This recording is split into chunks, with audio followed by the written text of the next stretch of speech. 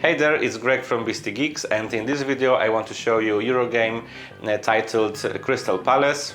This Eurogame is a little bit different because we are having and using dice in it, and fortunately we don't have to show them, we are just setting sides, and those dice are actually our pawns which we are using to take actions on a board. So what is Crystal Palace? It's a building in London, and in 1851 it was a home of great exhibition. The Great Exhibition was a time and place where different nations could show newest invention of technology. So in the game, players are taking the role of one of those nations which are preparing to that great exhibition, and they want to show the best invention yet discovered. That's the background of the game, and now let me show you what we can expect when we are playing the Crystal Palace. It's always refreshing when we have a game where the theme is unique and it's not merely another generic fantasy something. The more specific setting, the better. And here is Crystal Palace. To be honest, I didn't even know that something like this existed, and that is a big advantage. The theme of the game is fresh, but unfortunately it's not very strong. Some games have that magical element that instantly sucks you in that magical world. That will rather not gonna happen with Crystal Palace. Players use dice to take different spots on various locations where they will perform actions. That mechanics adds an extra layer of strategy, because the higher the value on dice, the more money players need to spend on using them. And money is very limited in this game.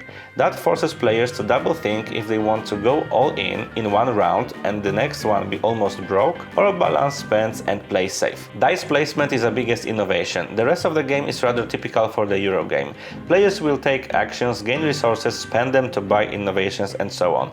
Don't expect jaw-dropping new mechanics, but that is not a con. Sometimes it's really nice to play the simpler game, especially when your friends' brains are squeezed out after a hardcore session with On Mars or another monstrosity. In Crystal Palace we don't have one big game board. We have a lot of smaller boards with different locations on each of them, and that is interesting choice. Some people will like it, because thanks to that the game can be easily fit on smaller tables. Crystal Palace is a difficult game with a lot of phases in one round, but it's crystal clear what players should do in every step.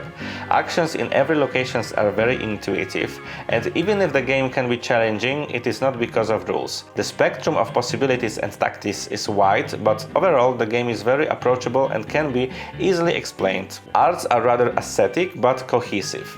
The game doesn't have spectacular and breathtaking arts and unique design, but what we can see on the table is very cohesive and is pleasant for the eyes. For me, the best part is wooden elements and dice.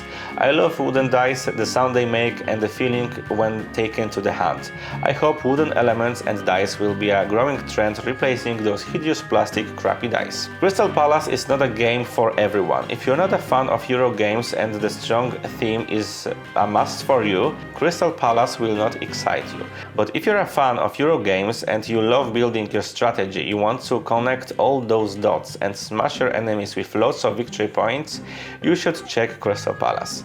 Crystal Palace is a decent game without wow factor, but very likable and approachable for a Euro game. And that's Crystal Palace. I hope you enjoyed this video and it was informative for you. If you like it, please give us thumbs up and don't forget to subscribe. See you in the next video.